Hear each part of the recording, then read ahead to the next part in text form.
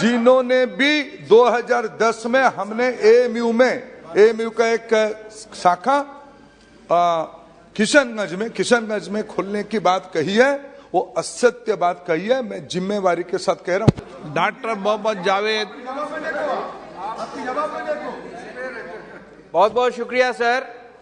मैं सीमांचल से आता हूं, जहां सबसे डिप्राइव्ड एरिया है एजुकेशनली भी, और इसको देखते हुए मैम यूपीए की गवर्नमेंट ने वहां पे एक शाखा दिया था अलीगढ़ मुस्लिम यूनिवर्सिटी का, और हमारी यूपीए चेयरपर्सन सोनिया गांधी जी ने उसका शिलान्यास रखा था 2014 में जनवरी में सर, और उससे कबल 136 करोड़ रुपया सैंक्शन किया था उन्होंने, जिसमें से सिर्फ 10 करोड़ दिया गया सर। आप जानते ही, आपने मेरी पैरवी भी की थी फाइनेंस मिनिस्टर साहिबा से। उसके बाद कई मरतबा एएमयू सेंटर के लिए फंड मांगा गया। लास्ट 24 मार्च 22 को 354 करोड़ मांगा गया सर, जिसमें से अभी तक कुछ भी नहीं मिला। उसके साथ साथ 2021 सितंबर में UGC sanction 29 teaching and 19 non teaching staff की मांग की थी, जो अभी तक नहीं दिया गया, और जिसके वजह से पढ़ाई नहीं हो पा रही है। ये सरकार सर जितनी लीडरशिप है बीजेपी के पिछले कुछ महीनों से पासमानदा मुस्लिम्स की बात करती है। हमारा पूरा सीमांचल सर पासमानदा है। तो मैं आदरणीय आपके माध्यम से मंत्री जी से ये जानना चाहता हूं कि ये टीचिंग नॉन टीचिंग स्टाफ कब तक देंगे, और ये जो 354 करोड़ एएमयू किशनगंज के लिए मिलना था वो कब तक देंगे। बहुत बहुत शुक्रिया सर। आप मंत्री जी नहीं हो भाई, माननीय मंत्री जी। आप पासमानदा झूठ बोल रहे हैं।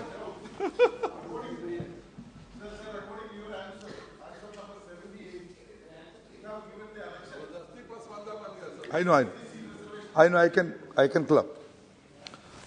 आदरणीय स्पीकर महोदय, आपने भी कई बार कहा है, और जावेद जी हमारे मित्र हैं, कई बार मिले हैं।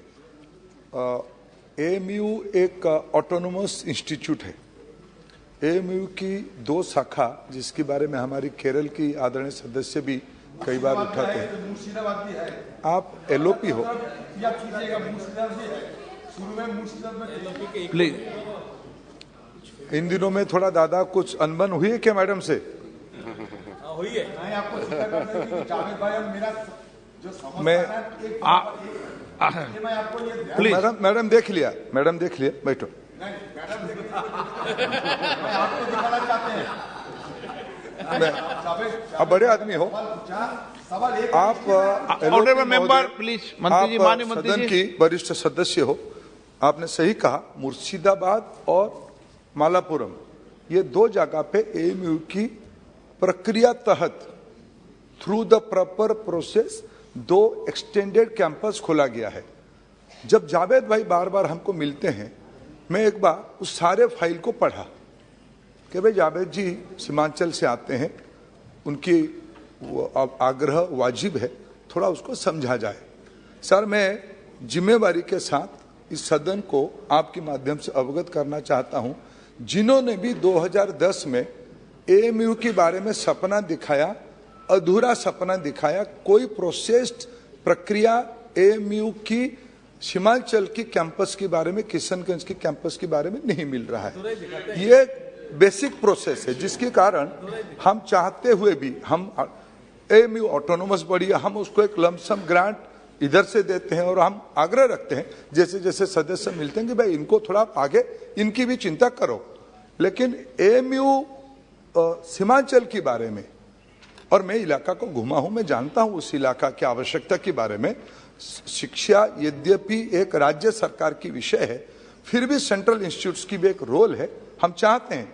लेकिन 2010 में सीमांचल में असत्य बात कही गई, बातों को अधूरी रखी गई, आधे मन से करने के कारण उसको आज हम मदद एएमयू जो एक ऑटोनोमस बॉडी है उसको करने में दिक्कत हो रही है। असत्यवाद की बात आप करते हैं, असत्यवाद क्या होता है सर? 2010 यूपीए सरकार। ऑनरेबल मेंबर प्लीज, आप संचार कमेटी रिपोर्ट इनका रिकॉर्ड में नहीं हो रहा, आप जवाब दीजिए। संचार कमेटी रिपोर्ट आपको चेयर ने परमिशन नहीं दिया। अधूरा सपना का है, सत्य नहीं का। की बात करते हैं असत्य अधूरा सपना का, असत्य- अधूरा सपना, असत्य नहीं बोले, अधूरा सपना। नहीं, मैं असत्य बोला। जिन्होंने भी संतोष बाबू, जिन्होंने भी 2010 में हमने एएमयू का एक शाखा किशनगंज में खोलने की बात कही है, वो असत्य बात कही है। मैं जिम्मेवारी के साथ कह रहा हूं, क्योंकि पूरा जो प्रोसेस एक यूनिवर्सिटी, हमें आपत्ति नहीं, मुर्शिदाबाद में खोला हमें आपत्ति नहीं है, हमारे मालापुरम में खोला हम आपत्ति नहीं कर रहे हैं। लेकिन अगर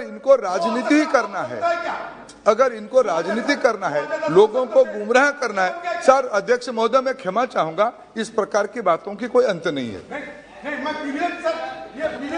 question number 64 Shri Hemant Tukaram Godse. Question number 64। Question number 64। माननीय मंत्री जी। कांग्रेस पार्टी और कांग्रेस सरकार ने किया। Sir, statement is laid on the table of the house.